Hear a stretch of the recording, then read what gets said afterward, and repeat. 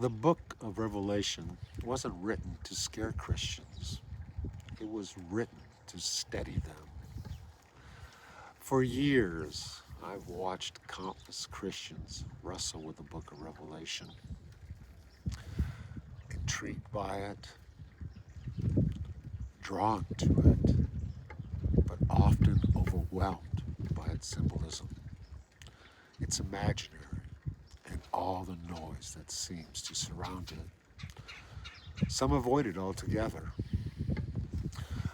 They hear words like beasts, seals, judgment, end times, and they quietly decide that book isn't for me.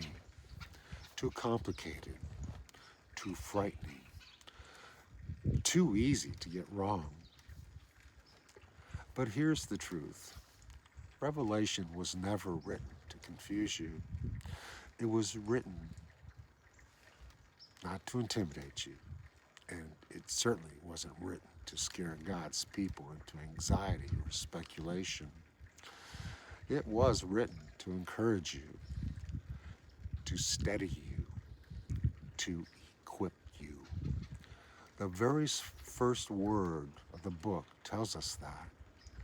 Revelation means unveiling, not hiding, pulling back the curtain, letting heaven's perspective spill into a weary world. And at the center of it all is not a timeline, not a theory, not a headline. It's Jesus Christ. Revelation isn't primarily about the end of the world, it's about the Lord of it. It reminds us that no matter how chaotic things look here on earth, no matter how loud the world gets, no matter how unstable the moment feels, Jesus reigns. He always has, and he always will. Revelation was written to a persecuted church, people who were tired, pressured, misunderstood, and afraid. And God didn't send them a puzzle to argue over. He sent them a promise that evil does not get the last word, that suffering is not the final chapter, that history is not spiraling out of control. It's moving steadily towards Christ's victory.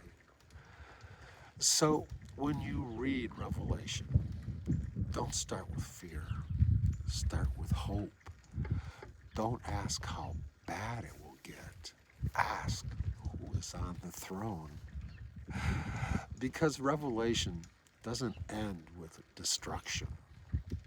No, it ends with restoration.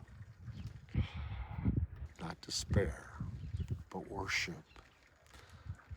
Not chaos, but a king who says, "Behold, I am making all things new." And that's not something to fear.